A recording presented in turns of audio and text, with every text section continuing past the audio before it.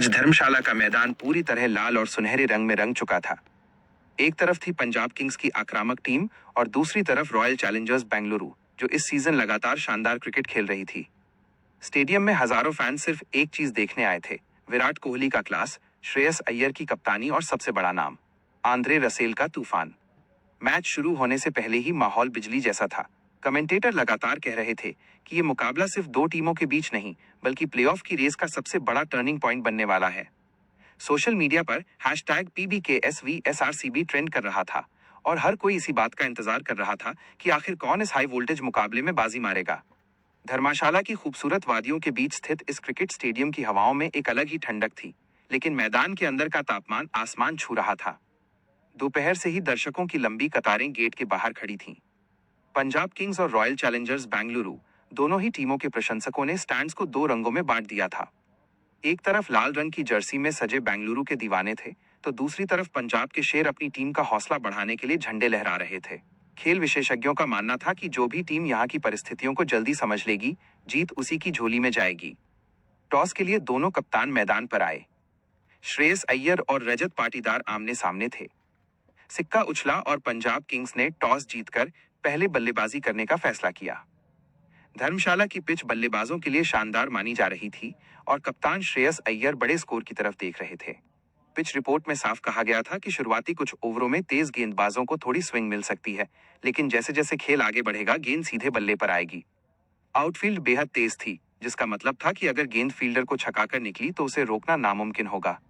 श्रेयस अय्यर ने टॉस के समय कहा भी था कि वे बोर्ड पर कम से कम 190-200 रन टांगना चाहते हैं, ताकि उनकी गेंदबाजी इकाई बाद में बेंगलुरु पर दबाव बना सके।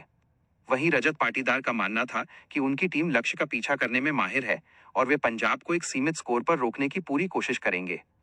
पहली गेंद लेकर आए भुवनेश्वर कुमार। सामने थे प्रभसिमरन सिंह। पहली गेंद बाहर जाती हुई स्विंग हुई और प्रभसिमरन ने उसे छोड़ दिया। दूसरी गेंद पर चौका। स्टेडियम में पंजाब के फैंस झूम उठे, लेकिन भुवनेश्वर ने अगली ही गेंद पर कमाल कर दिया।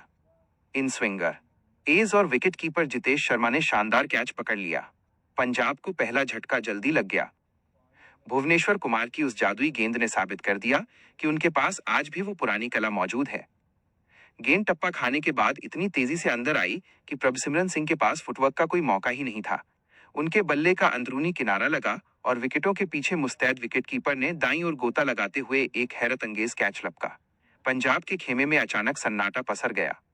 ओपनर बल्लेबाज का इस तरह इतनी जल्दी पवेलियन लौटना किसी भी टीम के लिए एक बड़ा झटका होता है, खासकर तब जब आपने टॉस जीतकर पहले बल्लेबाजी चुनी हो। अब मैदान पर आए प्रियांश आर्य। युवा बल्लेबाज इस सीजन शानदार फॉर्म में थे। उन्होंने आते ही आक्रामक अंदाज दिखाना शुरू किया। दूसरी ओर कप्तान श्रेयस अय्यर बेहद शांत नजर आ रहे थे। दोनों ने मिलकर पावर प्ले में तेजी से रन बनाए। यश दयाल और हेजलवुड को लगातार बाउंड्री मिली। पावर प्ले खत्म होते होते पंजाब 67 रन बना चुका था। प्रियांश आर्य ने आते ही पहली गेंद पर कवर्स के ऊपर से एक शानदार लॉफ्टेड शॉट खेला, जिसने गेंद को सीमा रेखा के पार पहुंचा दिया। इस शॉट ने पंजाब के ऊपर से सारा दबाव हटा दिया। जोश हेजलवुड के अगले ओवर में प्रियांश ने एक बेहतरीन पुल शॉट और फिर एक नजाकत भरा फ्लिक मारकर ओवर से 14 रन बटोरे। श्रेयस अय्यर ने भी अपनी कप्तानी पारी की शुरुआत समझदारी से की। उन्होंने यश दयाल की गेंदों पर कोई जल्दबाजी नहीं दिखाई, बल्कि खराब गेंदों का इंतजार किया और जैसे ही उन्हें लेंथ बॉल मिली, उन्होंने उसे एक्स्ट्रा कवर्स के ऊपर से 6 रनों के लिए भेज दिया। पावर प्ले के 6 ओवरों का खेल खत्म होने तक पंजाब किंग्स मजबूत स्थिति में दिख रही थी और उनका रन रेट 11 के पार चल रहा था। लेकिन तभी मैच में आया सबसे बड़ा मोड़। गेंद थमाई गई आंद्रे रसेल को। पूरा स्टेडियम अचानक शोर से भर गया। पहली ही गेंद, धीमी बाउंसर। प्रियांश ने बड़ा शॉट खेलने की कोशिश की और लॉन्ग ऑन पर कैच। अगली गेंद पर नया बल्लेबाज स्टोइनिस आया। रसेल की तेज शॉट गेंद, पुल शॉट, लेकिन सीधे फील्डर के हाथों में। 2 गेंदों में 2 विकेट। धर्मशाला में रसेल की आवाज गूंजने लगी। आंद्रे रसेल जब भी गेंद थामते हैं, मैच में कुछ न कुछ घटित जरूर होता है। उनका पहला ही ओवर किसी चमत्कार से कम नहीं था। प्रियांश आर्य, जो अब तक बेहद खतरनाक दिख रहे थे, रसेल की गति के झांसे में आ गए। रसेल ने चालाकी से उंगलियां फेरी और गेंद की रफ्तार को कम कर दिया। प्रियांश ने शॉट जल्दी खेल दिया और गेंद हवा में तैरती हुई लॉन्ग ऑन के फील्डर के सुरक्षित हाथों में चली गई।